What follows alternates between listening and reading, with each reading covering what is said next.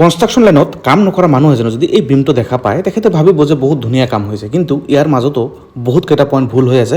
এই পইণ্টকেইটা আপোনালোকক কৈ দিম, পাৰিলে আপোনালোকে ভিডিঅ'টো ছেভ কৰিব আৰু শ্বেয়াৰ কৰি দিব চবকে, যাতে এই পইণ্টখিনি গম পায়। ফাৰ্ষ্ট যিটো পইণ্ট হ'ল এইটো হ'ল আপোনালোকৰ যে গোটেই বিমৰ যিটো লেপিঙৰ পজিশ্যন আছে, গোটেই ৰডকেইটাৰ পজিশ্যনকেইটা একে, টপ ৰেইনফৰ্চমেণ্ট আৰু বটম ৰেইনফৰ্চমেণ্ট। এইটো হ'ল ফাৰ্ষ্ট পইণ্ট। ছেকেণ্ড পইণ্ট যিটো আছে এইটো হ'ল, মই বাৰ বাৰ কৈ থাকোঁ যে বিমৰ ৰডখিনি পোষ্টৰ ভিতৰেদি সোমাই যাব লাগে।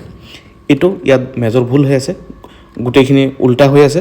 আৰু যিটো কলমৰ যিটো লেপিঙৰ পজিশ্যন, এই লেপিঙৰ পজিশ্যনটো এই জাংচনত হ'ব নালাগে। বিম কলম য'ত জইন হয় এই জাংচনত হ'ব নালাগে, কিন্তু ইয়াত লেপিঙৰ পজিশ্যনখিনি কিছুমান ৰডৰ পজিশ্যন এই জাংচনত হৈ আছে, যিটো এটা বহুত ডাঙৰ ভুল।